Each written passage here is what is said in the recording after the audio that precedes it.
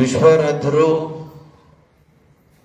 ಮನುಕುಲದ ಉದ್ಧಾರಕರು, ಜಾತಿ ಮತ ಪಂಥ ಪಂಗಡಗಳನ್ನದೇ ಮಾನವ ಸಮಾಜವನ್ನ ಏಕಮುಖವಾಗಿ ಕರೆದುಕೊಂಡು ಹೋಗುವಂಥ ತತ್ವಜ್ಞಾನಿಗಳು.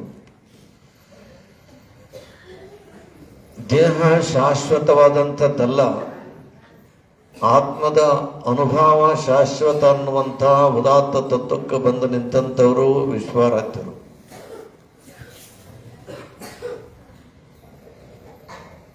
ಅಂಥ ಪವಿತ್ರ ತತ್ವದ ಆಧಾರಿತವಾದಂಥ ಶ್ರೀ ಕ್ಷೇತ್ರದಲ್ಲಿ ಮುಂಜಾನೆ ನಡೆದು ನೀವೆಲ್ಲರೂ ಕೂಡ ಬಂದಿರಿ. ಪ್ರಸಾದ ಆಗ್ಯದ, ದರ್ಶನ ಆಗ್ಯದ. ನಿಮ್ಮೆಲ್ಲರ ವಿಚಾರಗಳನ್ನ, ಕಷ್ಟ ಕಾರ್ಪಣ್ಯಗಳನ್ನ, ದುಃಖ ದುಮ್ಮಾನಗಳನ್ನ ನಿಮ್ಮ ಅಪ್ಪೋರ ಹತ್ರ ಹಂಚಿಕೊಂಡ್ರಿ, ಗುರುಗಳ ಹತ್ರ ಹಂಚಿಕೊಂಡ್ರಿ. ತಕ್ಕ ಮಟ್ಟಿಗೆ ನೀವು ಸಿಕ್ಕ ಶಾಂತಿ ಸಮಾಧಾನ ಸಿಕ್ತಪ್ಪ ಅನ್ನೋತಕ್ಕಂಥ ಅನುಭವಕ್ಕೆ ಬಂದು ನಿಂತಂಥವರಾಗಿದ್ದೀರಿ. ಭಜನಾ ಸಂಘದವ್ರನ್ನು ಕೂಡ ಬಹಳ ಹುರುಪಿನಿಂದ ಭಜನೆ ಮಾಡಿದ್ರು ಅವರು. ನಮ್ಮ ಪ್ರಬಣ್ಣ ಅಲ್ಲಿದ್ದ ಮಗ ಇಲ್ಲಿಗೆ ಬಂದವ. ಪ್ರಬಣ್ಯಾಕ ನಾವನು ಅವ್ರ ಅಂದತ್ತೆ ಹಾ ಹಾ ಅಂತಿದ್ದೇವೆ. ನಾವು ಎದ್ರ ನೀವು ಕುಂತೀರಿ ನಿಂತಿರಿ ಅಂತ ನಾವು ಇಲ್ಲಿ ಕುಂತೇವೆ, ಇಲ್ಲಾಂದ್ರೆ ನಾವು ಅಲ್ಲೇ ಹೋಗಿ ಕುಂದ್ರವ್ರೆ. ಭಜನೆಯಲ್ಲಿ ಅಷ್ಟು ಶಕ್ತಿ ಇರ್ತದ. ಭಜನೆ ಅಂತ ತಿಳ್ಕೊಂಡಂದ್ರೆ ಅವ್ರು ನೋಡ್ರಿ, ಯಾವುದೋ ಪುಸ್ತಕ ಓದೋದು ಬೇಕಾಗಿಲ್ಲ, ಪಾರಾಯಣ ಮಾಡೋದು ಬೇಕಾಗಿಲ್ಲ, ಶಾಸ್ತ್ರಾಧ್ಯಯನ ಬೇಕಾಗಿಲ್ಲ. ಸ್ವಯಂ ಪ್ರೇರಿತವಾಗಿ, ಸ್ವಯಂಭೂ ತಾನಾಗಿ ಅನುಭವದಿಂದ ಬಂದಂಥದ್ದು ಮೊದಲು ಸಂತೋಷ ಪಡ್ತಾನ ಭಜನೆ ಮಾಡವ.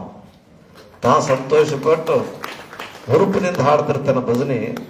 ಆ ಹುರುಪಿನಿಂದ ಹಾಡುವಂತ ಸಂದರ್ಭದಲ್ಲಿ ಅವ ಇನ್ನೊಬ್ಬರು ಹುರುಪಾಗ್ಲಿ, ಅವ ಅಲ್ಲಿಂದ ನಮ್ಮ ಪ್ರಭು ಅಲ್ಲಿಂದ ಇಲ್ಲಿಗೆ ಬರಲಿ, ನಮ್ಮ ಅಪ್ಪ ಹಾರಾಡ್ಲಿ ಅಂತ ತಿಳ್ಕೊಂಡು ಮಾಡಂಗಿಲ್ಲ. ಅವರು ತಮ್ಮ ಆನಂದಕ್ಕಾಗಿ ಮಾಡ್ತಾ ಆನಂದವೇ ಪರಬ್ರಹ್ಮ ಸ್ವರೂಪವಾದಂಥದ್ದು ಅಂತ ಹೇಳುವಂಥವ್ರು ಆಗ್ತಾರೆ. ಸಂಗೀತದಲ್ಲಿ ಅಷ್ಟು ಶಕ್ತಿ ಅದ. ಶ್ರೀಕೃಷ್ಣ ಕೊಳಲು ಬಾರಿಸುವಂತ ನಿಂತನಂತ ತಿಳ್ಕೊಂಡಂದ್ರೆ ಬರೇ ಮನುಷ್ಯರೆಲ್ಲ ಗೋವುಗಳು ಬಂದು, ಆಕಳುಗಳು ಬಂದು ತಲೆ ಹಾಕ್ತಿದ್ದವು ಅಂತ. ಆಕಳುಗಳು ಬಂದು ತಲೆ ಹಾಕ್ತಿದ್ದವು ಅಂದ್ರೆ ಸಂಗೀತದಲ್ಲಿ ತಾನು ಆನಂದ ಪಟ್ಟು ಇನ್ನೊಬ್ಬರನ್ನು ಆನಂದ ಪಡಿಸತಕ್ಕಂತ ಶಕ್ತಿ ಯಾರಲ್ಲಿ ಅದ ಕಲೆಯಲ್ಲಿ ಅಂತ ತಿಳ್ಕೊಂಡು ಕೇಳಿದ್ರೆ ಅದು ಸಂಗೀತದಲ್ಲಿ, ಈ ಭಜನಾ ಕಲೆಯಲ್ಲಿ ಮಾತ್ರ ಅಂತ ನಾವು ಅರ್ಥೈಸ್ಕೊಳ್ಬೇಕಾಗ್ತದೆ. ಅನೇಕ ಜ್ಞಾನಿಗಳು ಹೇಳ್ತಾರೆ, ಅವರು ಪಶು ಜನ್ಮದಿಂದ ಅತಿಕ್ರಮಿಸಿ ಬಂದು ಪಶುಪತಿಯನ್ನು ಕೂಡುವುದೇ ಮನುಷ್ಯನ ಧರ್ಮ. ಇವು ಭಜನಿ, ಪುರಾಣ, ಪುಣ್ಯಕಥೆಗಳು ಇವೆಲ್ಲ ಎದಕ್ ಬೇಕಾಗ್ತಾವ? ಅವ್ರು ಹೇಳ್ತಾರ, ಪಶು ಜನ್ಮದಿಂದ ಅತಿಕ್ರಮಿಸಿ ಅಂಡಜ, ಪಿಂಡಜ, ಸ್ವೇದಜ, ಉದ್ವೇಜ ಅನ್ನತಕ್ಕಂಥ 84 ಲಕ್ಷ ಜೀವರಾಶಿಗಳಲ್ಲಿ ಅಂಡಜ 21 ಲಕ್ಷ, ಸ್ವೇದಜ 21 ಲಕ್ಷ, ಉದ್ವೇಜ ಅಂದ್ರೆ ಗಿಡ ಗಂಟಿ ಬೆವರಿನಿಂದ ಹುಟ್ಟುವಂತ ಏನು ಸಣ್ಣ ಕ್ರಿಮಿಗಳು ಕೂಡ ನೀನಾಗಿದ್ದೀಯಾ ಅಂತ ಹೇಳ್ತಾರ. ಅದು ಹಲವು ಇವೆಲ್ಲ ಜನ್ಮಗಳನ್ನು ಅತಿಕ್ರಮಿಸಿಕೊಂಡು ಜನ್ಮ ದಾಟುಕೊಂತ ಬಂದು ನೀ ಎಲ್ಲಿ ಬಂದಿದೆ ಅಂತ ತಿಳ್ಕೊಂಡ ಕೇಳಿದ್ರ ಮನುಷ್ಯ ಜನ್ಮಕ್ಕೆ ನೀವು ಬಂದಂಥವ್ರು ಆಗಿದ್ದೀರಿ. ಮನುಷ್ಯ ಜನ್ಮಕ್ಕೆ ಬಂದ ನಂತರನು ಕೂಡ ನೀ ಇಲ್ಲಿ ಇರಂಗಿಲ್ಲ. ಯಾಕಂದ್ರೆ ನಿಂದ ಅಷ್ಟೇ ಆತ, ಎದಕ್ಕೆ ಬಂದಿದ್ದ ಹೋಗಸನಂತ ಬಂದಿದ್ದೆ, ಅದಕ್ಕೆ ಹೋಗ್ತೇವೆ ಮತ್ತು ವಾಪಸ್ ಬರಸರಂತ ಹೋಗ್ತಿದ್ದೆ. ಅದಕ್ಕೆ ಹಾಡ್ಕೊಂತ ಅವ್ರು ಒಂದು ಪದ ಹಾಡಿದ್ರು, ಎಷ್ಟು ದಿನ ಇಲ್ಲೇ ಇರ್ತೀಯ ಅಣ್ಣ, ಇದು ಕಿರಾಯ ಮನಿ ಅದು. ಈ ಜಿಂದಗಿ ಏಕ ಕಿರಾಯ ಕಾ ಘರ್ ಹೈ. ಒಬ್ಬ ಅನುಭವ ಹೇಳ್ತಾನ, ಈ ಜಿಂದಗಿ ಏಕ ಕಿರಾಯ ಕಾ ಘರ್ ಹೈ, ಏಕ ನಾ ಏಕ ದಿನ ಬದಲ್ನಾ ಪಡೇಗ. ಇದು ಕಿರಾಯ ಮನಿ ನಿಮ್ದಂತೀರ ನೀವು? ಸ್ವಲ್ಪ ಮ್ಯಾಗಿನ ಮನ್ಯಾಗ ಇದ್ರಿ ನೀವು ಖಾರ ಕುಟ್ಲಕತ್ರೆ ಸಪ್ಪಳ ಮಾಡ್ಬೇಡ, ನಮ್ಮ ಚೆತ್ತ ಅಳ್ಳಾಡ್ತು ಅಂತಾರೆ ಬಳಿಕಿನವ್ರು. ನಿನ್ನ ಖಾರ ನೀ ಕುಟ್ಬೇಕಾದ್ರೆ ಸಪ್ಪಳ ಕಮ್ಮಿ ಮಾಡ್ಬೇಕಾಗ್ತದ. ಅಂದ್ರೆ ಇದು ಖಾಯಂ ಅಲ್ಲ. ನಾವು ನಿದ್ದೆ ಮಾಡ್ತೀವಿ, ಉಡ್ತೀವಿ, ಹೇಳ್ತೀವಿ, ಇದು ಜೀವನದಾಗ ಹೋಗೋದು ಬರೋದು ಎಲ್ಲ ಇದರಲ್ಲಿ ಅನುಭವ ಮಾಡ್ಕೊತೀವಿ ಅಂತ. ನಿದ್ದೆ ಮಾಡೋದ ಅರ್ಥ ಏನಂದ್ರೆ ಇದು ಸಾವಿನ ಸ್ವಲ್ಪ ಸಮಯ ಅಂತ ಹೇಳ್ತಾರೆ. ಅದಕ್ಕೆ ಗೊತ್ತಿಲ್ಲನೋ ಇಲ್ಲೇ ಮಲ್ಕೊಂಡ್ರಿ, ನನಗೆ ಗೊತ್ತಾಗಿಲ್ಲಪ್ಪ ನಿದ್ದೆ ಹತ್ತಿದ. ಮತ್ತೆ ಪೂರ ನಿದ್ದೆ ಹತ್ತಿದವ್ರು ಅಂದ್ರೆ ವಾದವ್ರು ಕೇಳಿದ್ರೆ ಅವ್ರು ಅಂತಾರೆ, ಅವ್ರಿಗೇನು ಕೇಳಿದ್ರೆ ಏನು ಉತ್ತರ ಕೊಡ್ತಾರ ನಾವು ಇಲ್ಲ. ಇದು ಸ್ವಲ್ಪ ನಿದ್ದೆ ಹತ್ತಿದ ಸಮಯ ಅಂತ, ಪೂರವಾದಂಥವ್ರು ಪೂರ ನಿದ್ದೆ ಹತ್ತಿದವರು ಸಮಯ ಅಂತ ತಿಳ್ಕೊಂಡು ಹೇಳುವಂಥವ್ರು ಆಗ್ತಾರೆ. ಅಂಥ ವಿಚಾರದಲ್ಲಿ ಅವೆಲ್ಲವುಗಳು ದಾಟುಕೊಂತ ಬಂದು ಅತಿಕ್ರಮಿಸಿಕೊಂಡು, ಅಂದ್ರೆ ದಾಟುಕೊಂತ ಬಂದು ಅದರಲ್ಲಿರತಕ್ಕಂಥ ಪುಣ್ಯದ ಗಂಟಿನ ಫಲ ಏನದ ಅಂತ ಕೇಳಿದ್ರೆ ಇದು ಮನುಷ್ಯ ಜನ್ಮ ಅಂತ ಹೇಳುವಂಥವ್ರು ಆಗ್ತಾರ. ಎಲ್ಲಾ ಪ್ರಾಣಿ ಪಕ್ಷಿಗಳಿಂದ ದಾಟುಕೊಂತ ಈ ಮನುಷ್ಯ ಜನ್ಮಕ್ಕೆ ಬಂದಿದೆ ಅಂತಂದಾಗ ನೀವೆಂತಿರ್ತೀರಲ್ಲ, ನಮ್ಮ ಮೋಕ್ಷ ಆಯ್ತ್ರಿ ಅಂತ. ಮೋಕ್ಷ ಇಲ್ಲಿ ಆಗುವಂಥದ್ದಲ್ಲ. ಅದಕ್ಕೆ ಹೇಳ್ತಾರ, ಸಹಜ ಸಾವು ಸಂಕಲ್ಪ, ತಾತ್ಕಾಲಿಕ ಸಾವು, ಸಹಜ ಸಾವು, ಮೋಕ್ಷ. ತಾತ್ಕಾಲಿಕ ಸಾವು ಅಂತ ತಿಳ್ಕೊಂಡಂದ್ರೆ ಈಗ ಹಾಸ್ಪಿಟ್ಲಿಗೆ ಹಾಕಿರ್ತಾರ. ಎಷ್ಟೋ ಜನ ಕೇಳ್ತಾರೆ, ಮಾನ್ಯ ನಮ್ಮ ಇಲ್ಲಿ ಹುಡುಗೋಳದ ಹತ್ರ ಯಾರೋ ಒಬ್ಬ ನಮ್ಮ ಬರೀ ಬರೋ 1 ತಿಂಗಳು 2 ತಿಂಗಳು ಬರಲಿಲ್ಲ. ಯಾಕೆ ಬರಲಿಲ್ಲಲ್ಲ ಅಂತಂದೆ. ಯಪ್ಪ ಗೊತ್ತಾಯಿಲ್ಲ ನಿನಗೆ? ಗೊತ್ತಿಲ್ಲಪ್ಪ, ನಾ ಆಕ್ಸಿಡೆಂಟ್ ಆಗಿತ್ತಪ್ಪ, 2 ತಿಂಗಳು ಕೋಮಾದಾಗ ಹೋಗಿದ್ದೆ, 2 ತಿಂಗಳ ಅಂದ್ಮೇಲೆ ಕೆಚ್ಚರಾದೆ ನನಗೆ ಅಂತ ಹೇಳಿದವ ನಾನು. ಇದು ಇದ್ರು ಇರ್ಲಾರ್ದಂಗೆ. ಹೌದಾ? ಇದು ಸಹಜ, ಇದು ತಾತ್ಕಾಲಿಕ. ಹೋಗ್ತದ ಮತ್ತೆ ಬರ್ತಾನದು ನಮಗೂ ಗ್ಯಾರಂಟಿ ಇರ್ತದೆ, ಡಾಕ್ಟರ್ಗಳಿಗೆ ಗ್ಯಾರಂಟಿ ಇರ್ತದೆ. ಡಾಕ್ಟರ್ ಗ್ಯಾರಂಟಿ ಅಂತಂದ್ರೆ ಅದೇ ಮನುಷ್ಯಂದು ಬಹಳ ವಿಚಿತ್ರ. ಮೊನ್ನೆ ಒಂದು ಕೇಳಿದ್ರಿ ನೀವು, ಶಿವಮೊಗ್ಗದಲ್ಲಿ ಒಂದು ಹಾಸ್ಪಿಟ್ಲಾಗ ಕಾಲಾಗ ರಾಡ್ ಹಾಕ್ಯಾರ. ಎಷ್ಟೋ ದಿವಸ ಆಗ್ಯದ. ಅದನ್ನ ಬದಲಾಯಿಸ್ಕೋಬೇಕಂತ ಹೋಗ್ಯಾನ. ಅವನಿಗೆ ಅನಿಸ್ತೇಷ್ಯ ಕೊಟ್ರು, ಮತ್ತೆ ಕೊಯ್ಬೇಕಾದ್ರ ಅನಿಸ್ತೇಷ್ಯ ಕೊಟ್ರ, ಕೊಯ್ದಾರ. ಕೊಯ್ದ ನಂತರ ಗೊತ್ತಾಗ್ಯದ ಅವನಿಗೆ ರಾಡ್ ಹಾಕಿದ್ದ ಕಾಲ ಬಗಲಾಗ, ಈ ಮಕ್ಕಳು ಡಾಕ್ಟರ್ ಎಡಗಾಲ ಕೊಯ್ದಾರ ಅಂತ.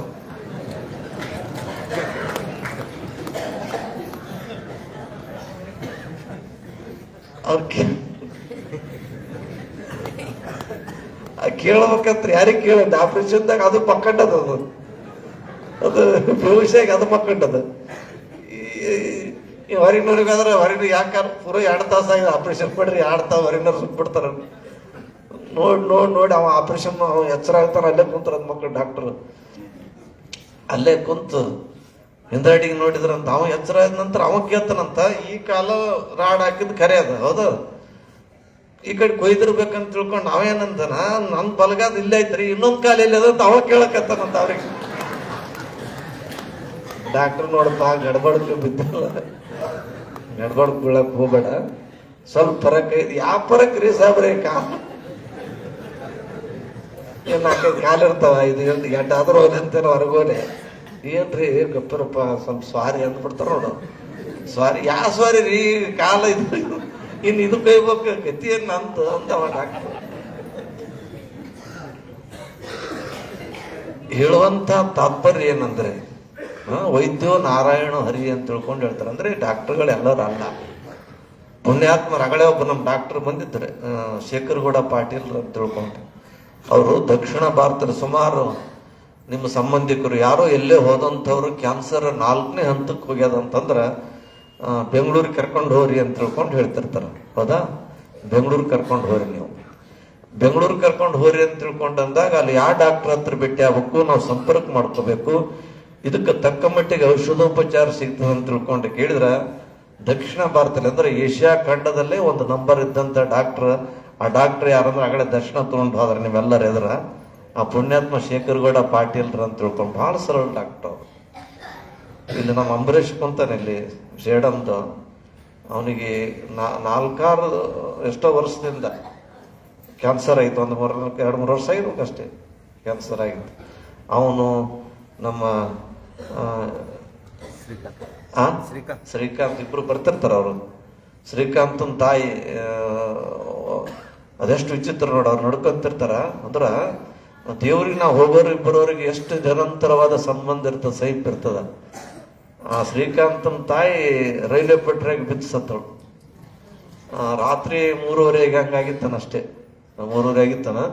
ನಾನು 3 ಗಂಟೆಗೆ ಸ್ವಪ್ನಾಯ್ತು, ಮಲ್ಕೊಂಡಿದ್ದೆ ನಾನು. ಸ್ವಪ್ಪಂದಾಗ ಇವ್ರ ಅಮ್ಮ ಹೀಗೆ ಹೊಂಟಿದ್ಲಿಂತ ಸೀರೆ ಉಟ್ಕೊಂಡು. ಅವರ ಇವ್ರ ಮುತ್ತೆ, ಸಣ್ಣ ಮುತ್ತೆನೇ ಆಗ್ಬೇಕು, ನಮ್ಮ ಸೇಡಮ್ ವಿಶ್ವನಾಥ್. ಅದೇ ರಾತ್ರಿ ಹೆಂಗ್ ಮಾಡ್ಲಿ, ಈಶಪ್ಪ ಮನೆಗೆ ಯಾರೋ ಒಬ್ಬ ಹೆಣ್ಮಗಳು ಹೋಗಿ ರೈಲ್ವೆ ಪಟ್ರೆ ಬುಳ್ಳಕ್ ಹೊಂಟಾಳ. ನನಗೆ ಗೊತ್ತಾಯ್ತಾನ ಹೆಂಗ್ ಮಾಡ್ಲಿ ಅಂತ ತಿಳ್ಕೊಂಡು ಫೋನ್ ಹಚ್ಚಿದೆ. ಈಶೆ ನಿನ್ನ ಮಕ್ಕಳು ಇಲ್ಲಾರೆ ಅಂತ ಕೇಳಿದೆ. ಮತ್ತೆ ಇನ್ನು ಮನ್ಯಾಗ ಯಾರಪ್ಪ? ಇಲ್ಲೋ ಯಾರೋ ಒಬ್ಬರು ನಿಮ್ಮ ಮನ್ಯಾಗ ಮಗಳಂತ ರೈಲ್ವೆ ಪಟ್ರಿ ಬೀಳಕ್ಕೆ ಹೊಂಟಾಳಂತ ನನಗೆ ಸ್ವಲ್ಪ ಅನಿಸ್ತು. ವಿಷಪ್ಪ ಅಂದಪ್ಪ ಯಾರೂ ಇಲ್ಲ ಇಲ್ಲಿ. ಅರೆ ನನಗೆ ಏನಾರು ಆಗಿರ್ಬೇಕಂತ ಮಲ್ಕೊಂಡೆ. ಒಂದು 40 ತಾಸು ಸ್ವಲ್ಪ ಹೆಚ್ಚ ಕಡಿಮೆ ಆಗಿತ್ತು. ಅವಾಗ ಈಶ ಫೋನ್ ಮಾಡಿದ, ಯಪ್ಪ ಅಂತ ತಿಳ್ಕೊಂಡು ಹೇಳಕತ್ತ. ಯಾಕೋ ಈಶ ಅಂದ್ರೆ ನಮ್ಮ ಅಣ್ಣನ ಮಗಳು ರೈಲ್ವೆ ಪಟ್ರೆ ಬಿದ್ದಳಪ್ಪ ಅಂತ ಹೇಳಿದವ. ಈಶ ಎಂಥದ್ದು ತಲೆ ಟೈಮ. ಅವಾಗ ನಾ ಹೇಳಿದ್ದಂತಂದ್ರೆ ನೀ ಎಲ್ಲರಿಗೆ ಮಾತಾಡ್ಸಿದ್ದೆ ಅಂತಂದ್ರೆ ಪಾಪ ಇದು ಇವ್ರಿಗೆ ಗೊತ್ತದ, ಅದು ಇವ್ರ ತಾಯಿನೇ ಅವ. ಅಂದ್ರೆ ದೇವರೊಂದಿಗೆ ನಾವು ನಿರಂತರವಾದಂಥ ಭಾವನಾತ್ಮಕವಾದಂಥ ಸಂಬಂಧ ಇಟ್ಕೊಂಡೇವು ಅಂತಂದ್ರೆ ದೇವ್ರು ಮೊದಲು ಎಲ್ಲೇನಲ್ಲಿ ಎಚ್ಚರ ಕೊಡ್ತಾನಂತ. ಈಗ ಇಂಥಲ್ಲಿ ಹಿಂಗೆ ಆಗ್ಲಕ್ಕತ್ತದ ಅಂತೇಳಿ ನಾ ಅಂದೆ, ಈಶಪ್ಪ ನನಗೇನ್ರ ಇರ್ಬೇಕು ಬಿಡ್ಲಿ ಅಂತ ತಿಳ್ಕೊಂಡು ಮಕ್ಕಂಡೆ. ನಿತ್ಯ ಹತ್ತಲಿಲ್ಲ. ಒಂದು 40 ನಿಮಿಷಕ್ಕೆ ಮತ್ತೆ ಫೋನ್ ಮಾಡಿದೆ. ಫೋನ್ ಮಾಡಿ ಅಳಕತ್ತ. ಯಾಕಲೆ ಅಂತಂದೆ. ಇಲ್ಲ ನಮ್ಮ ಅಣ್ಣನ ಮಗಳಪ್ಪ ಹಿಂದೆ ಹಿಂದೆ ರೈಲ್ವೆ ಪಟ್ರಿ ಬಿದ್ದಾಳ ಅಂತಂದ. ಏನು ಲೇಷ ಅವಾಗೇ ಹೇಳಿದ್ದೆ ಅಂದ್ರಪ್ಪ ಫೋನ್ ಮಾಡಿ ಏನಾರ ಮಾಡಿ ಉಳಿತಿತ್ತಲ್ಲೇ ದೇವ್ರ ಹೆಸರು ಕೊಟ್ಟನಲ್ಲೇ ಈಶಾ ನೀ ಮರ್ತಲ್ಲ. ಹೌದಪ್ಪ ಮರ್ತದಕ್ಕೆ ಮಗಳು ಕಳ್ಕೊಂಡೆ ಅಂತ ಹೇಳಿದ ಪುಣ್ಯಾತ್ಮ. ಇವೆಲ್ಲ ವಿಚಾರಗಳ ಮಧ್ಯದಲ್ಲಿ ಭಾವನಾತ್ಮಕವಾದಂಥ ನಿರಂತರ ಸಂಬಂಧ ನಾವು ಇಟ್ಕೊಂಡೇವಂತಂದ್ರೆ ಸದ್ಗುರುನಾಥ್ ಎಲ್ಲಿರ್ತಾನಂತ ಕೇಳಿದಾಗ ನಾವು ಯಾರಿಗೆ ಭಕ್ತಿಯಿಂದ, ಯಾರಿಗೆ ಶ್ರದ್ಧೆಯಿಂದ, ಯಾರ ಮ್ಯಾಗ ವಿಶ್ವಾಸ ಇಟ್ಟು ನಂಬ್ಕೊಂತಿರ್ತೀವಿ ಆ ಸದ್ಗುರುನಾಥ ನಮ್ಗೆ ಒಂದಾನೊಂದು ಕ್ಷಣದಿಂದ ನಮಗೆ ಪಾರು ಮಾಡತಕ್ಕಂಥವು ಆಗ್ತಾನ. ಅಂಥ ವಿಚಾರದಲ್ಲಿ ಆ ಶೇಖರಗೌಡ ಪಾಟೀಲ್ ಹತ್ರ ನಮ್ಮ ಅಂಬರೀಷ್ ಹೋಗಿ, ಅದಕ್ಕೆ ಕ್ಯಾನ್ಸರ್ ಆಯ್ತು ಪಾಪ. ಅವ್ರ ತಾಯಿ ತೀರ್ಕೊಂಡಿದ್ದಳು. ಇಲ್ಲಿ ಬಂದ 1-2 ಸಾವಿರ ಆಯ್ತಪ್ಪ, ಹೋಗು ಡಾಕ್ಟ್ರ್ ಹತ್ರ ಹೋಗಿ ಹೇಳು, ಈಗ ಅಪ್ಪರು ಕಳಿಸ್ಯಾರ ಅಂತ ತಿಳ್ಕೊಂಡು ನೀನು ನಾನು ಫೋನ್ ಮಾಡ್ತೀನಿ, ರೊಕ್ಕ ಅಷ್ಟಾತಿಷ್ಟ ಅನ್ಬೇಡ, ಡಾಕ್ಟ್ರ್ ತೋರ್ಸಮ್ ಮತ್ತೆ ಆರಾಮಾಯ್ತಂದ್ರೆ ನೋಡಮ್ ಗುರುನಾಥನ ಕೃಪಾ ದೊಡ್ಡವ ನಮ್ಮ ಅಪ್ಪ ನೋಡಮ್ಮ ಅಂತ ತಿಳ್ಕೊಂಡಂದು ಹೋದ ಬಂದ. ಒಂದು ದಿವಸ ಡಾಕ್ಟ್ರಿಗೆ ಕೇಳಿದೆ ನಾನು, ಸರ್ ನಮ್ಮ ಅಂಬರೀಷಿಗೆ ಹಂಗದ್ರಿ ಅಪ್ಪ, ನನ್ನ ಕೆಲಸ ನಾ ಮಾಡೀನಿ, ಮುಂದಿನ ಕೆಲಸ ಮುತ್ತೆಂದ ಅದ್ ನೋಡು ಅಂದವ. ಮುಂದಿನ ಕೆಲಸ ಮುತ್ತೆಂದ ಅದ. ಆಯ್ತಪ್ಪ ಅಂತ ತಿಳ್ಕೊಂಡಂತೆ. ಬಂದ, ಲೇ ಅಂಬರೀಷ ಹಂಗೆ ತಿರ್ಗಾಡ್ಬೇಡ, ದುನಿಗೆ ತಿರ್ಗಾಡ, ಪ್ರದಕ್ಷಿಣೆ ಹಾಕು, ಆಧಾರ ಹಚ್ಕೊಂಡು ಅಲ್ಲೇ ಮಲ್ಕಲೆ ಅಂತಂದೆ ನಾನು. ಅವ್ರ ತಾಯಿ ಸ್ವಲ್ಪ ದಿನ ಆಯ್ತು ಸತ್ತು. ಆಯ್ತಪ್ಪ ಅಂತ ತಿಳ್ಕೊಂಡು ಮಲ್ಕೊಂಡು ರಾತ್ರಿಗೆ ಹಿಂಗೆ ತಿರ್ಗಾಡ್ಕೊಂತಿದ್ದಾಗ ವಿಶ್ವರಾಜ್ಯರು ಬಂದು ಅಂದ್ರಂತ, ಲೇ ಯಾಕೆ ಬಿದ್ದಿಲ್ಲ? ಯಪ್ಪ ನಮ್ಮ ಅಪ್ಪ ಇಲ್ಲಪ್ಪ, ಅಮ್ಮ ಇಲ್ಲಪ್ಪ, ನನಗೆ ಇಷ್ಟು ತ್ರಾಸಾಗ್ಯದ, ಅಪ್ಪನ ಮುಂದೆ ಹೇಳಿನಿ, ಅವನೇ ಅಲ್ಲಿ ತೋರಿಸು ಇಲ್ಲಿ ತೋರಿಸು ಅಂತ ತಿಳ್ಕೊಂಡು ತೋರ್ಸಕತ್ತನ. ಅವ್ರು ನಿಮ್ಮ ದಾರಿ ತೋರ್ಸ್ಯಾರಪ್ಪ, ನಾನು ಅಲ್ಲಿ ತೋರ್ಸಕ್ಕೆ ಹೋಗಿದ್ದೆ, ಅವ್ರು ನನಗೆ ನಿನ್ನ ದ್ವಾರ ತೋರ್ಸ್ಯಾರ, ನಿನ್ನ ಬಲ್ಲಿ ಬಂದೀನಿ ಅಂತ ತಿಳ್ಕೊಂಡಂದಾಗ ಅವರು ಅಪ್ಪನ ವಿಶ್ವರಾಜ್ಯರು, ಲೇ ತಂದೆ ನೀನು, ತಾಯಿ ನೀನು, ಬಂಧು ನೀನು, ಬಳಗ ನೀನಲ್ಲದೆ ಮತ್ಯಾರಿಲ್ಲ, ಹಾಲಲ್ಲಾದರ ಹದ್ದು ನೀರಲ್ಲಾದರ ಇದ್ದು, ಇದು ನಿಮ್ಮ ಪ್ರಮಾಣ ಅಂತ ತಿಳ್ಕೊಂಡು ಏನು ಬಂದು ಸಮರ್ಪಣಾ ಭಾವದಿಂದ ಮಲ್ಕೊಂಡಲ್ಲಿ ಅಜಂತ ಕ್ಯಾನ್ಸರ್ ಇರ್ತಲ್ಲಿ ಆಧಾರ ಹಚ್ಕೊಂಡು ಹೋಗ್ಬಿಡು, ಆ ಡಾಕ್ಟ್ರಿಗೆ ಹೇಳ್ತೀನಿ ನಾಳೆಗೆ ಬರೋಬ್ಬರಿ ಆಗ್ಯದ ಅಂತ ಹೇಳ್ತಾನ ಅಂತ ವಿಶ್ವರಾಜ್ಯ. ಅಂದ್ರೆ ಇದು ಕಥೆ ಅಲ್ಲ, ಯಾವುದೇ ಪುರಾಣದಲ್ಲಿ ಬಂದಂಥದ್ದಲ್ಲ. ಇದು ನಾವು ಹ್ಯಾಂಗ್ ನಡ್ಕಂತೀವಿ ಎಲ್ಲಾ ಕ್ಷೇತ್ರಗಳಿಗೆ ಮತ್ತು ಅಭ್ಯ ತುಮಕೂರು ವಿಶ್ವರಾಜ್ಯ ಕ್ಷೇತ್ರಕ್ಕೆ ಏನು ಅಂತರ ಅದ, ಯಾಕೆ ವ್ಯತ್ಯಾಸ ಅದ ಅಂತ ತಿಳ್ಕೊಂಡಂದ್ರೆ ಇಲ್ಲಿ ವಕೀಲರು ಯಾರೂ ಇಲ್ಲ. ಅವ್ರಿಗೆ ಕೇಳ್ಕೋಬೇಕು, ಅವ್ರಿಗೆ ಹೇಳ್ಬೇಕು, ಇವ್ರಿಗೆ ಹೇಳ್ಬೇಕಂತಿಲ್ಲ. ನಿನ್ನ ಪಾದವೇ ಸಾಕ್ಷಿ, ಎನ್ನ ಮನವೇ ಸಾಕ್ಷಿ ಅಂತ ತಿಳ್ಕೊಂಡು ಅಪ್ಪ ಅಂತ ತಿಳ್ಕೊಂಡು ಯಾರಂತಾರ ಒಂದು ನೀವು ಎಲ್ಲೇ ಮಲ್ಕೊಂಡ್ರು ಕೂಡ ಒಂದು ಇದೇ ನಿನಗೆ ಒಳ್ಳೇದಾಗ್ತದೆ, ನಿನಗೆ ಹಿಂಗಾಗ್ತದೆ ಅಂತ ತಿಳ್ಕೊಂಡು ತೋರಿಸುವಂತ ಏಕೈಕ ಈ ಕಲಿಯುಗದ ಸದ್ಗುರುನಾಥ ಯಾರಾದ್ರೂ ಇದ್ರ ಅದು ನಮ್ಮ ಅಪ್ಪ ವಿಶ್ವರಾಜ ಅಪ್ಪ ಅಂತ ತಿಳ್ಕೊಂಡು ಹೇಳುವಂತ. ಇಂತಹ ವಿಚಾರದಲ್ಲಿ ನಾವೆಲ್ಲರೂ ಕೂಡ ಹ್ಯಾಂಗಿರ್ಬೇಕಂತ ಕೇಳಿದಾಗ ಭಾವನಾತ್ಮಕವಾಗಿ ನಾನು ಅಲ್ಲಿ ಬಂದೆ ಇಲ್ಲಿ ಬರಲಿಲ್ಲ ಅನ್ನೋತಕ್ಕಂಥದ್ದಲ್ಲ. ಅಮಾವಾಸ್ಯೆಗೆ ಬಂದು ಸದ್ಭಾವನೆಯಿಂದ ಸದ್ಗುರುನಾಥ ತಿಂಗಳೊಪ್ಪತ್ತಿನಲ್ಲಿ 29 ದಿವಸ ನನ್ನ ಸಂಸಾರದಲ್ಲಿ ಯಾಗೋ ಕಳೆದೆ ನಾನು. ಹೌದಾ? ಸಂಸಾರದಲ್ಲಿ ಮಾಡಿದಂಥ ಯಾವುದೇ ಪಾಪ ಕರ್ಮಾದಿಗಳಿರಲಿ, ಅನ್ಯಕ್ಷೇತ್ರ ಕೃತಂ ಪಾಪಂ ಪುಣ್ಯಕ್ಷೇತ್ರ ವಿನಶ್ಯತಿ. ಯಾವುದೇ ಕ್ಷೇತ್ರ, ಸಂಸಾರ ಕ್ಷೇತ್ರದಲ್ಲಿ, ವ್ಯಾಪಾರ ಕ್ಷೇತ್ರದಲ್ಲಿ, ಮತ್ತೊಂದಾಲಿ ಮಗದೊಂದಾಲಿ ಹೌದಾಡಿರ್ಬೇಕು, ಅಲ್ಲಾಡಿರ್ಬೇಕು, ಒಂದು ಹಾಂಗೆ ಏನೋ ಆಗಿರ್ಬೇಕು, ಅವೆಲ್ಲ ಸಂಬಂಧಗಳಿಲ್ಲ. ಗುರುನಾಥ ಅನ್ಯಕ್ಷೇತ್ರ ಕೃತಂ ಪಾಪಂ ಪುಣ್ಯಕ್ಷೇತ್ರ ವಿನಶ್ಯತಿ. ನಿನ್ನ ಕ್ಷೇತ್ರಕ್ಕೆ ನಾನು ಬಂದೀನಿ ಅಂತಂದ ಬಳಿಕ 29 ದಿನಗಳ ಬದುಕಿನಲ್ಲಿ ಏನಾದಂಥ ಆಗು ಹೋಗುಗಳಾದರೆ ನಿನ್ನ ಪಾದದಲ್ಲಿ ಅವೆಲ್ಲವೂ ಕೂಡ ದೂರಾಗಿ ನನಗೆ ಸನ್ಮಂಗಲ ಉಂಟು ಮಾಡು ಗುರುನಾಥ ಅಂತ ತಿಳ್ಕೊಂಡು ನಮಸ್ಕಾರ ಮಾಡಿದಾಗ ಸದ್ಗುರುನಾಥ ನಮ್ಮೆಲ್ಲರನ್ನು ಕೂಡ ಕಾಪಾಡತಕ್ಕಂಥವನಾಗ್ತಾನ. ಅಂತಹ ವಿಚಾರದಲ್ಲಿ ನಮ್ಗೆ ಏನು ಕಷ್ಟ ಕಾರ್ಪಣ್ಯಗಳು ಬಂದು ಹೊತ್ತುಕೊಂಡ್ರು ಕೂಡ ಇಳಿಸಿರ್ತಕ್ಕಂಥ ಸದ್ಗುರುನಾಥ ವಿಶ್ವಾರಾಧ್ಯರು ಅದಾರ. ಒಮ್ಮೆ ಶ್ರೀಕೃಷ್ಣ ಪರಮಾತ್ಮ ತಿರುಗಾಡ್ಕೊಂತ ಹೊಂಟಿದ್ದ ನಾ ಬಾಲ್ಯದಲ್ಲಿ ಇದ್ದಂಥ ಸಂದರ್ಭದಲ್ಲಿ ಆಟ ಆಡ್ತಿದ್ದ, ಚಿಣಿದಾಂಡ ಆಡ್ತಿದ್ದ, ಓಡಾಡ್ತಿದ್ದ, ಗೋಪಿಕಾ ಸ್ತ್ರೀಯರನ್ನ ಕಾಡ್ತಿದ್ನ ಅಂತ ತಿಳ್ಕೊಂಡು ಹೇಳ್ತಾರೆ. ಬೆಣ್ಣೆ ಕಳ್ಳ ಕೃಷ್ಣ ಅಂತ ತಿಳ್ಕೊಂಡು ಹೇಳ್ತಾರೆ.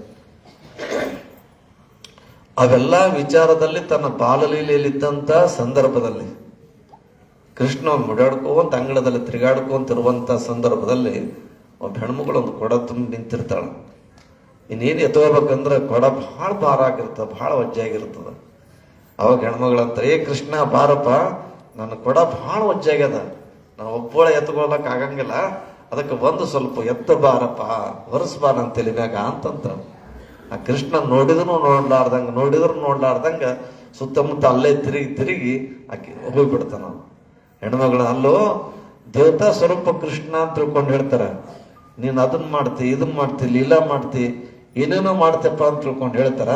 ಅಂತಹ ಲೀಲೆಯಲ್ಲಿ ನಾನು ಏನ್ ಕರೆದ್ನಪ್ಪ, ನಿನಗೇನು ಪವಾಡ ಮಾಡಂದೆ, ಮತ್ತೊಂದು ಮಾಡಂದೆ, ನಾನು ತುಂಬಿದಂತ ಭಾರವಾದಂತ ಬಿಂದಿಗೆ ಸ್ವಲ್ಪ ಎತ್ತು ತಲೆ ಮ್ಯಾಗ ಇಡಂದೆ, ನೀ ಹಂಗೆ ಹೊಂಟೆಲ್ಲಪ್ಪ ಅಂತಂದಂತ ಕೃಷ್ಣ ಈ ಕಡೆ ನೋಡ್ಲೇ ಇಲ್ಲ ಅವ.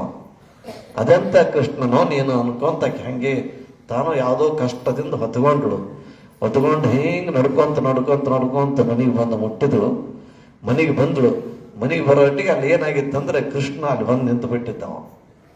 ಯಾಕೆ ಅಂದಳು, ಅಲ್ಲಿ ಹೊರಸಲಾರ್ದ ಇಲ್ಲಿ ಯಾಕೆ ಬಂದಿ ಅಂತ ತಿಳ್ಕೊಂಡಂದ ಕೃಷ್ಣ ನಕ್ಕೊಂತಂದ ಬಂದ ಆ ಕೊಡ ತಗೊಂಡು ಹಿಂಗೆ ಇಳಿಸಕ್ಕೋತ ಒಂದು ಮಾತು ಹೇಳಿದೆ. ಏನಂದ್ರೆ, ಕೃಷ್ಣ ಅಂದ್ರೆ ದೇವತಾ ಮನುಷ್ಯ ಅಂತ ನೀವೆಲ್ಲರೂ ಅಂತಿರೋದು,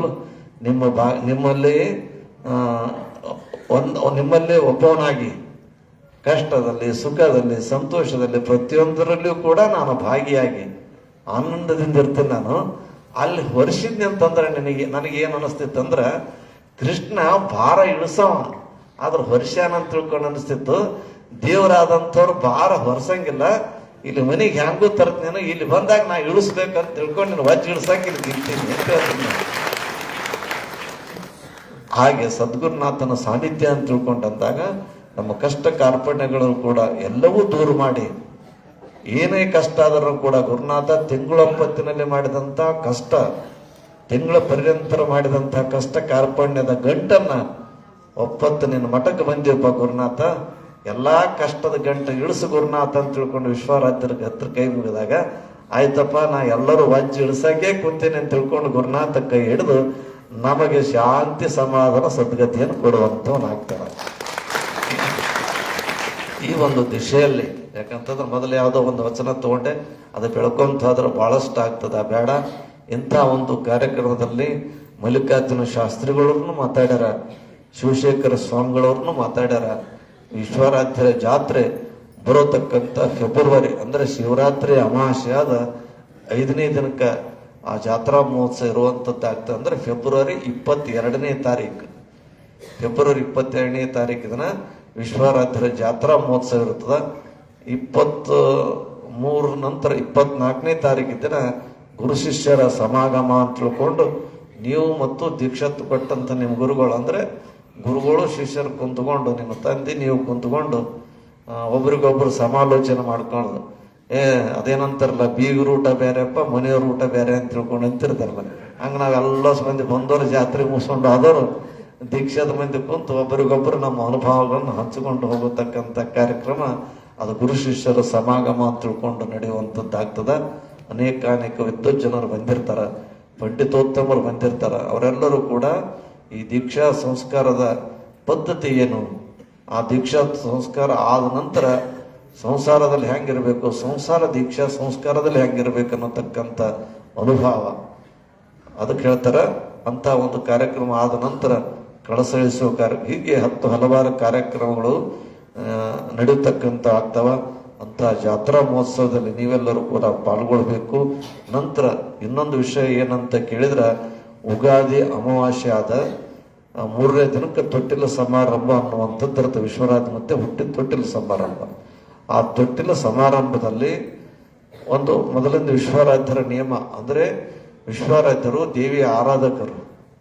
ದೇವಿಯ ಆರಾಧಕರಾಗಿ ನೀನು ಎಲ್ಲಿರ್ತೀನಿ, ನೀನಿದ್ದಲ್ಲಿ ನಾನೇ ಅಲ್ಲಿರ್ತೀನಿ ಅಂತ ತಿಳ್ಕೊಂಡು ಹೇಳಿದಂಥ ಆ ತಾಯಿಯ ಮಾತಿನಂತೆ ಬಗಳಾಂಬಿಕಾ ತಾಯಿಯನ್ನ ವಿಶ್ವರಾಧ್ಯರ ಒಂದು ಅಭಿಲಾಷೆಯಂತೆ, ಅವರ ಪ್ರಾರ್ಥನೆಯಂತೆ ಇದು ಪ್ರತಿಷ್ಠಾಪನೆಗೊಳಿಸಲಾಯಿತು. ಆ ಬಗಳಾಂಬಿಕಾ ತಾಯಿ ಆಕೆಯ ಹಸ್ತದಲ್ಲಿದ್ದಂಥ, ಆಕೆಯ ಕೃಪೆಯಲ್ಲಿದ್ದಂಥ ಅಣಿಮಾದಿ ಅಷ್ಟಸಿದ್ಧಿಗಳು ಅಂದರೆ ಅಣಿಮಾ ಸಿದ್ಧಿ, ಮಹಿಮಾ ಸಿದ್ಧಿ, ಗರಿಮಾ ಸಿದ್ಧಿ, ಲಗಿಮಾ ಸಿದ್ಧಿ, ಪ್ರಾಪ್ತಿ ಸಿದ್ಧಿ, ಪ್ರಾಕ್ಷಾಮ್ಯ ಸಿದ್ಧಿ, ವಶತ್ವ ಸಿದ್ಧಿ ಮತ್ತು ಈಶತ್ವ ಸಿದ್ಧಿ.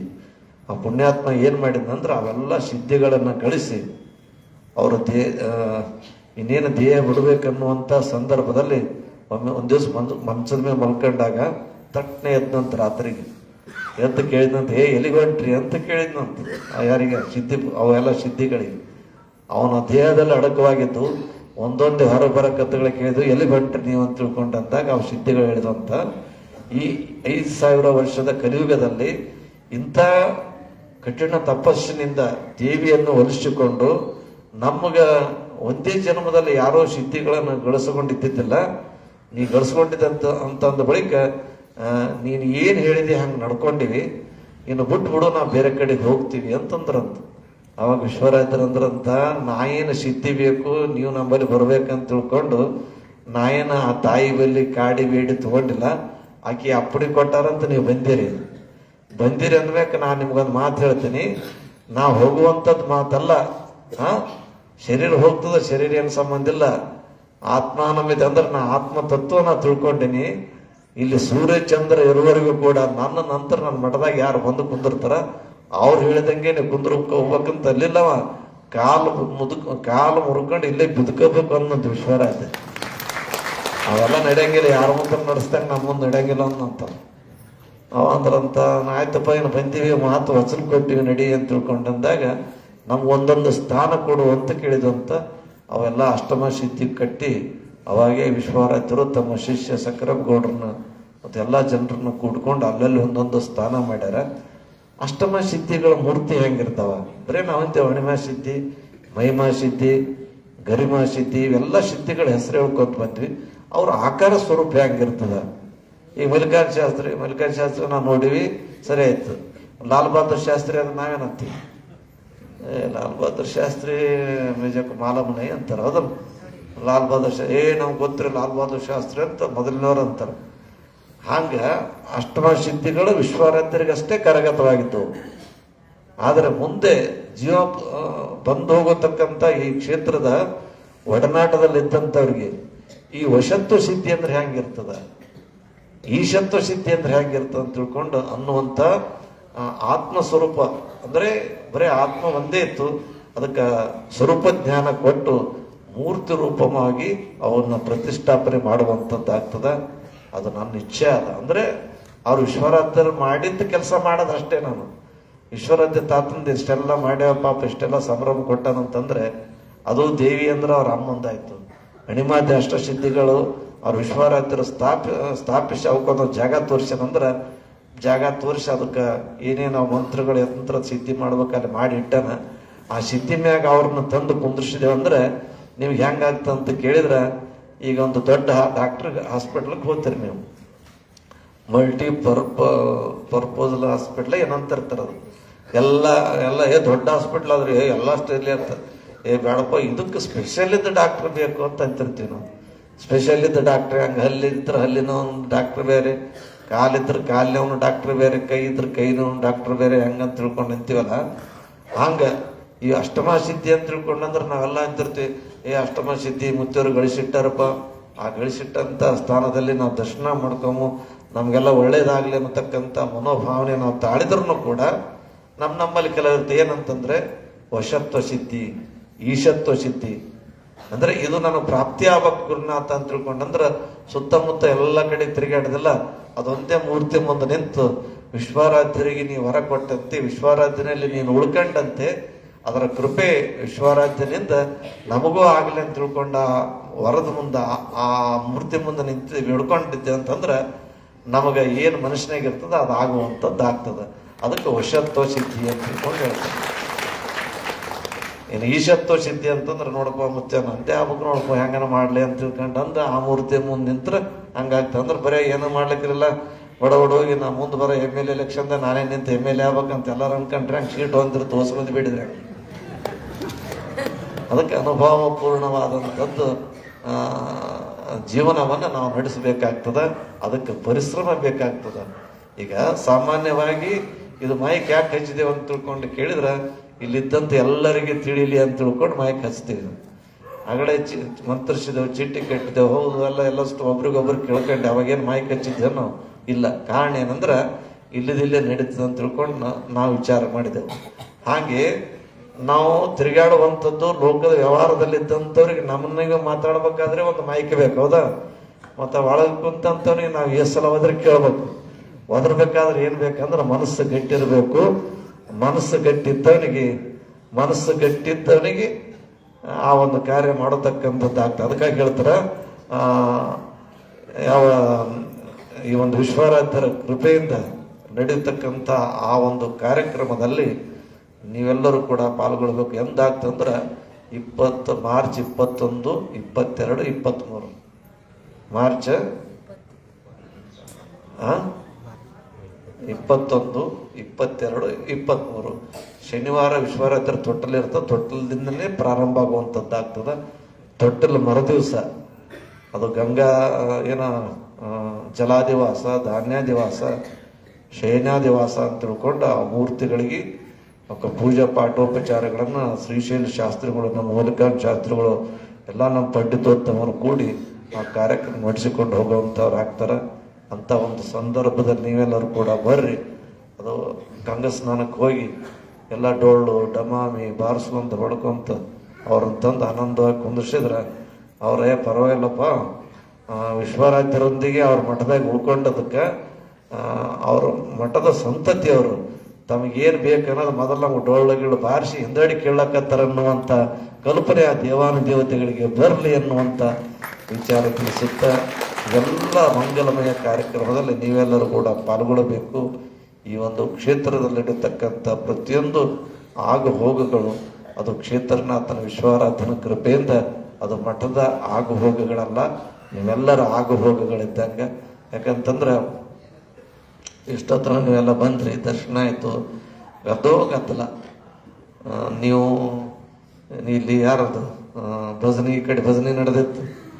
ನಾನು ಮುಂಜಾನೆ 10:30, 11 ಕುಂತೀನಿ. 11 ಗಂಟೆ ಆಗಿರ್ಬೋದು ಘೋಷಣೆ ಮಾಡಿ. 11 ಕುಂತೀನಿ. ನೀವು ಊರಾಗ ಉಂಡಿರಿ, ತಿಂದಿರಿ, ಮಕ್ಕಂಡ್ರಿ, ಎದ್ದಿರಿ, ಬಂದಿರಿ. ಇಲ್ಲಿನೂ ಅದಕ್ಕೆ ಇದಕ್ಕೆ ಹೋಗಿ ಬಂದಿರಿ. ನಾ ಇಲ್ಲಿ ಕುಂತ ಅದಕ್ಕೆ ಹೋಗಿ ಬಂದಿದ್ದೆ. ನಾನು ಸ್ವಲ್ಪ ಹೋಗಿದ್ದೆ. ನಾನು ಮತ್ತು ಇಲ್ಲಿದ್ದ ಸಿದ್ದು ಕೂಡ ಯಾರ್ಯಾರು ಬಂದು ಇಲ್ರಿ ಅಪ್ಪ ಟೈಮ್ ಆಲಕತ್ತ ಬಾ ಅಂತ. ಟೈಮ್ ಆಲಕತ್ತ ಅವ್ರಿಗೆ ಹೇಳಿದೆ ನಾನು, ಮಲ್ಲಿಕಾರ್ಜುನ ಶಾಸ್ತ್ರಿ ಹೇಳಪ್ಪ ಟೈಮ್ ಆಲಕತ್ತಂದ್ರೆ ನಾ ಏನು ಅವ್ರಿಗೆ ಮಾರಿ ತರಿಸಿ ಬಂದು ಊಟ ಮಾಡಿ ಮಲ್ಕೊಂಡಿಲ್ಲ. ಶಾಸ್ತ್ರಿಗಳು ಬಂದಾರ, ಡೇಟ್ ನೋಡಕತ್ತಿಪ್ಪ, ಒಂದು 2 ನಿಮಿಷನೇ ಬರ್ತೀನಿ, ಏನೂ ತಪ್ಪು ತಿಳ್ಕೊಬಾರ್ದಂತ ಹೋಗಿ ಹೇಳು ಅಂತ ಮಲ್ಲಿಕಾರ್ಜುನ ಶಾಸ್ತ್ರಿಗಳಿಗೆಂದು. ಅದು ಅವನ ಕೆಲಸ. ಯಾಕಂದ್ರೆ ನನ್ನಲ್ಲಿ ಏನೊಂದು ಭಾವನೆ ಆದಂತ ಕೇಳಿದಾಗ ಇದು ನಾ ಆರಾಮ್ ಮಾಡಬೇಕು, ಮಲ್ಕೋಬೇಕು, ಹೇಳ್ಬೇಕಂತಂದ್ರೆ ಒಂದು ನೆನಪು ಬಂದ್ಬಿಡುತ್ತೆ ನನಗೇನಂದ್ರೆ, ಒಬ್ಬ ಮನುಷ್ಯ ಎಲ್ಲಿಂದ ಬಂದಿರ್ತಾನವ, ಒಂದು ಆಟೋ ತಂದಿರ್ತಾನ, ಮತ್ತು ರಾತ್ರಿಗೆ ವಾಪಸ್ ಹೋಗಿ ಮುಟ್ಬೇಕಾಗಿರ್ತದ. ಹಲವಾರು ಕಷ್ಟ ನಷ್ಟ. ನಮ್ಮಲ್ಲಿ ದುನಿಯಾದ ರೊಕ್ಕ ಇಟ್ಟುಕೊಂಡು ಬಂದು ಇದು ಏನೇ ಕಾಲ ಅಂತ ತಿಳ್ಕೊಂಡು ಖರ್ಚು ಮಾಡಿ ಹೋಗೋರ್ಕಿಂತ ಹೋಗಿ ಬರೋ ಬಸ್ ಚಾರ್ಜ್ ಇಟ್ಕೊಂಡೇ ಬಂದಂಥವ್ರು ಇರ್ತಾರೆ. ಅವ್ರಿಗೆ ತ್ರಾಸ ಆಗಬಾರ್ದು ಅನ್ನುವಂಥ ಉದ್ದೇಶದಿಂದೇ ನಾ ಹೆಚ್ಚು ಇಲ್ಲಿ ಟೈಮ್ ಕಳಿತೀನಿ. ನೀವೆಲ್ಲ ನನಗೇನು ಖುಷಿ, ನನಗೇನು ನನ್ನ ಸಂಪತ್ತು ಅಂತಂದ್ರೆ, ನಮ್ಮ ಸಂಪತ್ತು ಏನಿಲ್ಲ, ಏನು ಕಾಣ್ಲಕ್ಕತ್ತದ ಇವೇ ನನ್ನ ಆಸ್ತಿ ಇದ್ದೆ, ನನ್ನ ಸಂಪತ್ತು ಇದೇ ನನ್ನ ಗ್ರೂಪ್. ಅದಕ್ಕೆ ಎಲ್ಲ ಸ್ವಾಮಿಯರು ಅಂತಿರ್ತಾರೆ. ಸುತ್ತೂರು ಸ್ವಾಮಿಗಳು ಬಂದು ಅಂದ್ರು, ಅವ್ರು ನೋಡಪ್ಪ ಜನರಲ್ಲಿ ಇದು ದುಡ್ಡಿನಲ್ಲಿ ಬಹಳಷ್ಟು ಶ್ರೀಮಂತಿರ್ಬೋದು, ಆದ್ರೆ ನಾವು ಎಷ್ಟು ದಿನ ಆದ್ರೂ ಕೂಡ ಭಕ್ತರಲ್ಲಿ ಜನರಲ್ಲಿ ನಿನ್ನೋಡು ಶ್ರೀಮಂತ ಆಗೋದು ನನ್ನ ಕೈಲಿ ಆಗಲ್ಲ ಅಂತ ಹೇಳಿದ್ರು. ಅಂದೇ ನಿಮ್ಮ ಮಠದಾಗಿದ್ದು ಗಂಟು ಕರಗ್ತಿದ್ರಿ, ನಮ್ಮ ಗಂಟು ಕರಗಲ್ಲ ಅಂತ ಹೇಳಿದೆ ನಾನು. ನಾವು ಗಂಟು ಹಾಕಿ ಬಡ್ಡಿಗೆ ಬೆಳ್ಕಂತ ಹೋಗ್ತಾರೆ. ಇಷ್ಟು ದೊಡ್ಡ ಗಂಟಾಗ್ಯದ ನೋಡ್ರಿ ಅಂತ ತಿಳ್ಕೊಂಡು ಹೇಳಿದೆ. ಹೇಳುವಂಥ ತಾತ್ಪರ್ಯ ಏನಂತ ಕೇಳಿದಾಗ, ವಿಶ್ವಾರಾಧ್ಯ ಕ್ಷೇತ್ರ ಅದು ಎಲ್ಲರಿಗೂ ಕೂಡ ಅನುಭವ ಪೂರ್ಣವಾದಂಥ ಕ್ಷೇತ್ರ. ಯಾರು ಇಲ್ಲಿ ನಿನಗೆ ಬಾ ಅಂತ ಕರೆದಿಲ್ಲ, ನಿನಗೆ ಬಾ ಅಂತ ಕರೆದಿಲ್ಲ. ಯಾರ್ಯಾರಿಗೆ ಕರೆದದ್ದು ಏನು ಇಲ್ಲೇ ಇಲ್ಲ. ಇಲ್ಲಿ ಎಂಥ ವಿಚಾರ ಅಂತ ತಿಳ್ಕೊಂಡಂದ್ರೆ, ನಮ್ಮ ಅಪ್ಪನ ಜಾಗ, ನನ್ನ ಗುರುವಿನ ಜಾಗ, ಗುರುನಾಥ್ ನನಗಿದನ್ನು ಕೊಟ್ಟಾರ, ಕಷ್ಟ ಕಾಲದ ನಾ ಕೈ ಹಿಡ್ದನ, ಹೋಗಿ ಬಂದ್ರೆ ನನಗೆ ಮತ್ತೆ ಆನಂದ ಆಗ್ತಂತ ತಿಳ್ಕೊಂಡು ಅನುಭವ ಪೂರ್ಣವಾಗಿ ಬಂದಂಥ ಕ್ಷೇತ್ರ ನೀವು ಮಧ್ಯ ತುಮಕೂರು ವಿಶ್ವಾರಾಧ್ಯ ಕ್ಷೇತ್ರ. ಇಂಥ ಒಂದು ಕ್ಷೇತ್ರಕ್ಕೆ ನೀವೆಲ್ಲರೂ ಕೂಡ ಇವತ್ತು ಭಾಳ ಗದ್ದಲು ಭಾಳ ಇತ್ತು. ಆದ್ರೂ ಒಬ್ಬರಿಗೆ ಚಿಟ್ಟಿ ಕೊಡೋಕೆ ಹಂಗಾಯ್ತು, ಹಿಂಗಾಯ್ತು, ಮತ್ತೊಂದಾಯ್ತು, ಮಗದೊಂದಾಯ್ತು ಅಂತ ತಿಳ್ಕೊಂಡು ಹೆಚ್ಚ ಕಡಿಮೆ ಆಗ್ತಿರ್ತದೆ. ಯಾಕಂದ್ರೆ ಏನಾಯ್ತು ಅಂತಿನ ಅಂತ ತಿಳ್ಕೊಂಡಂದ್ರೆ, ಇದು ಡಾಕ್ಟರ್ ಇದ್ರು, ಹೊರೋಗ ಡಾಕ್ಟರ್ ಇದ್ದಂಗೆ. ಇದು ಹಿಂದಕ್ಕೆ SS ಪಾಟೀಲ್ ಅಂತ ತಿಳ್ಕೊಂಡು ಡಾಕ್ಟರ್ ಇದ್ರು, ಎಲ್ಲಿ ಜೀವರಿಗೆ. ಅವ್ರು ಹ್ಯಾಂಗಂತ ತಿಳ್ಕೊಂಡಂದ್ರೆ ಅವ್ರ ಗುರುಗಳು ಹೇಳಿದ್ರಂತ, ಯಾರ ಬಳಿ ರೊಕ್ಕ ಕೇಳಬೇಡ, ಯಾರಿಗೂ ನಾನು ಹಿಂಗೆ ಒಳಗಿನಿ ಸದ್ದು ಬರೋದಾಗಲ್ಲ, ಬಿಟ್ಟಿ ಆಗಲ್ಲ ಅಂತ ತಿಳ್ಕೊಂಡು ಹೇಳಬೇಡ, ಅದು ನನಗೆ ಒಳ್ಳೇದಾಗ್ತದೆ. ಆಯ್ತು ರೀ ಅಂತಿದ್ದು. ಪಾಪ ಒಂದು ಮನೆಗೆ ಕರ್ಕೊಂಡು ಹೋಗಿದ್ರು. ನಾವು ಡಾಕ್ಟ್ರಿಗೆ ಹಿಂಗೆ ಕೈ ಇಡ್ಲಕ್ಕೆ ಜಾಗ ಇದ್ದಿದ್ದಿಲ್ಲ ನೋಡು, ಇದ್ರ ಮ್ಯಾನು ಮಂದಿ ಬಿದ್ದಿದ್ರು. ಅಷ್ಟು ಜನ ಅವನ ಮ್ಯಾಗ ಹಬ್ಬಲ. ಆಯ್ತು ಬರ್ಬೇಕು, ಯಾವ್ದು ತಗೋಬೇಕು, ಇಂಜೆಕ್ಷನ್ ಚುಚ್ಚಬೇಕು, ಹಂಗೆ ಮಾಡೋಕೆ ಹಿಂಗೆ ಮಾಡೋಕು. ಚುಚ್ಚು ಕಳಿಸಿ ಇಂಜೆಕ್ಷನ್ ಮಾಡಿಬಿಟ್ಟನು ಒಬ್ಬ, ಯಾರು ನರಗೋಳಿಯನಿಗೆ ಅಂತ ಇಂಜೆಕ್ಷನ್ ನರಗೋಳಿಯನ್ ಮಾಡಿಬಿಟ್ಟನ. ಅವ ಹೊತ್ತು ಮನೆಗೆ ಆದಂಗೆ ಅವನಿಗೆ ಮತ್ತೆ ಉಲ್ಟಾ ಹೊತ್ಕೊಂಡು ಬಂದರು. ಯಾಕೆ ಹೊತ್ಕೊಂಡು ಬಂದಾರ, ಅವ್ನಿಗೆ ಏನಾಯ್ತು? ಇಲ್ಲ ಇಂಜೆಕ್ಷನ್ ಮಾಡಿನ. ಅಲ್ಲ ಸರ್, ಚಲೋ ಇತ್ತು, ಜರ ಹೊಟ್ಟೆ ಬೇನೆ ಆಯ್ತು ಅಂತ ಬಂದ, ಇಂಜೆಕ್ಷನ್ ಮಾಡಿರಲ್ರಿ, ಪೂರ ಹೊಟ್ಟೆ ಬಿಗದಂಗೆ ಆಲಕತ್ತದಂತ್ರಿ. ಯಾಕಂತ ತಿಳ್ಕೊಂಡು ಬಂದು ಡಾಕ್ಟರ್ ನೋಡಿದ್ರು. ಅವಾಗ ವಿಚಾರ ಗೊತ್ತೈತಿ ಏನಂತಂದ್ರೆ, ಡಾಕ್ಟರ್ ಗದ್ದಲ್ದಾಗ ಯಾರೋ ಒಂದು ಹೆಣ್ಮಕ್ಳಿಗೆ ಡೆಲಿವರಿ ಇಂಜೆಕ್ಷನ್ ಅವ್ರಿಗೆ ಮಾಡ್ಯಾರ. ಅದು ಯಾಕೋ ಏನಂತೂ ಹೇಳ್ಬಾಡ್ರಿ, ನಾವು ಅಂತ ಒಂದು ನಮೂನಿ ಏನಕ್ಕ. ನಿನ್ನ ಕಡೆ ತಪ್ಪಲ್ಲಪ್ಪ, ಫಾಲ್ಟ್ ನಂಬಲ್ಲಿ ಸರಿ ಗಡಬಡ್ ಮಾಡೋಣ. ಮತ್ತು ಅದಕ್ಕೆ ಯಾವ್ದು ಉಪಶಮನ ಇಂಜೆಕ್ಷನ್ ಮಾಡಿದ್ರು ಗೊತ್ತಿಲ್ಲ. ನಮ್ಮಲ್ಲಿ ಬಡ ಬರ್ತಿರ್ತಾರೆ. ನೀವು ಒಬ್ಬರಿಂದ ಒಬ್ಬರು ಹಾರಿ ಅಂತ ನಾವು ಉದ್ದೇಶ ಇದೆ. ಹೌದಾ?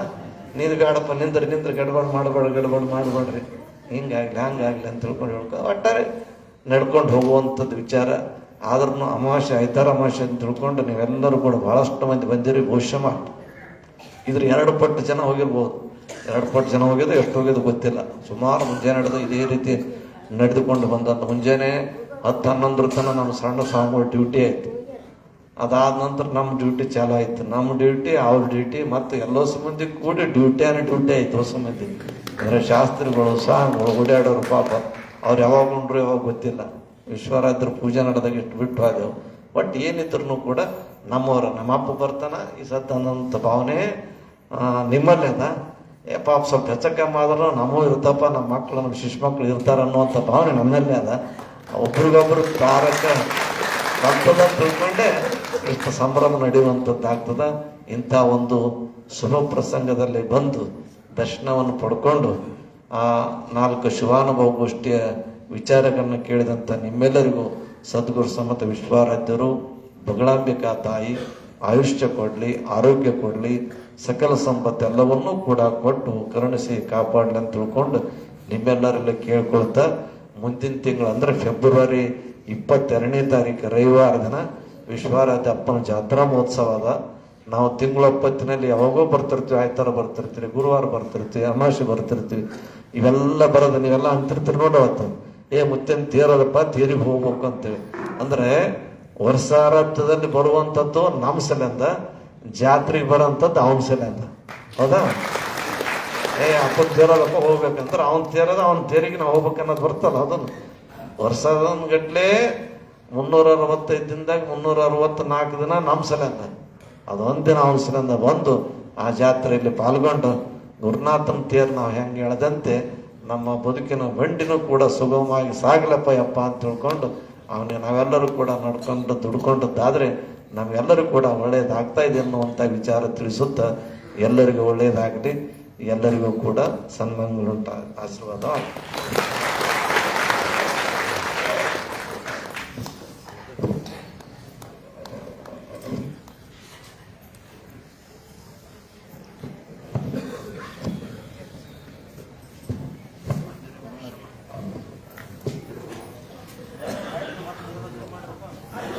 ಇನ್ನು ಮುಂದೆ ನಡೆದು ಬಂದಿರುವ ಕಾರ್ಯಕ್ರಮ ಮಹಾಮಂಗಳಾರತ